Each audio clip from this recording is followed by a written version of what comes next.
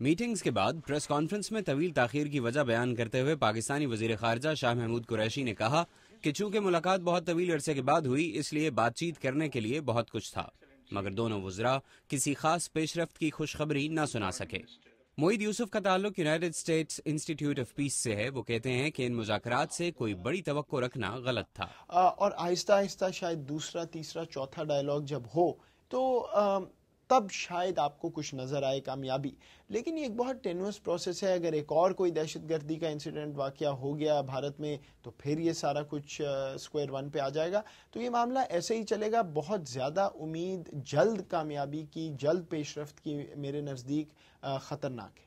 پاکستان بھارت پر بلوچستان اور فاٹا میں دہشت گردوں کی مدد کرنے کا الزام لگاتا ہے، لیکن اس حوالے سے بقول بھارتی وزیر خارجہ ایس ایم کرشنا کے پاکستان نے کسی قسم کا کوئی ثبوت پیش نہیں کیا۔ بھارت کا مطالبہ ہے کہ پاکستان بقول اس کے ممبئی حملوں کی ذمہ دار کالعدم پاکستانی تنظیم لشکر طیبہ کے سربراہ حافظ سعید کے خلاف اقدامات کرے۔ میرے نزدیک یہ بات ان ریئلسٹک ہے کہ پاکستان یا تو ان تمام تنظیموں کے خلاف ایک ہی وقت پہ ملٹری آپریشن شروع کر دے، یا اپنے لیگل فریم ورک کو چھوڑ کے ہندوستان اور باقی دنیا کو دکھانے کے لیے حافظ سعید یا کسی اور ایسے شخص کے ساتھ کوئی اقدام کرے جو بعد میں لیگلی ڈیفینڈ کرنا بہت مشکل ہو۔ پاکستان کی جوڈیشری اس وقت ایک بہت ایکٹیو فیز میں ہے۔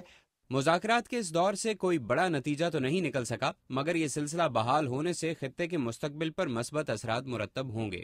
دیکھیں، دو تین چیزیں۔ ایک بات تو میرے لیے واضح ہے کہ دونوں ملک یہ بات سمجھ چکے ہیں کہ جنگ کسی کے حق میں نہیں ہے، تو میرا خیال ہے ایک نو وار سینیریو ساؤتھ جنوبی ایشیا میں کریٹ ہو گیا، جو کہ ایک بہت اچھی چیز ہے۔ دوسری بات یہ ہے کہ جیسے جیسے یہ بات چیت آگے بڑھے گی شاید آپ کو یہ نظر آئے کہ وداؤٹ سالونگ پرابلمس یہ دونوں ممالک کسی ایسی جگہ پہ آ جائیں جہاں they can live with their differences. بھارتی وزیر خارجہ نے اپنے پاکستانی ہم منصب کو بھارت آنے کی دعوت دی، جو انہوں نے قبول کر لی ہے۔ تجزیہ کار کہتے ہیں کہ مسائل کا حل شاید جلد نہ مل سکے اور دونوں ممالک کی جانب سے ایک دوسرے پر انگلیاں اٹھانے کا مرحلہ بھی چلتا رہے، مگر مذاکرات کا سلسلہ بہرحال جاری رہنا چاہیے۔ محمد عاطف، اردو VOA، واشنگٹن۔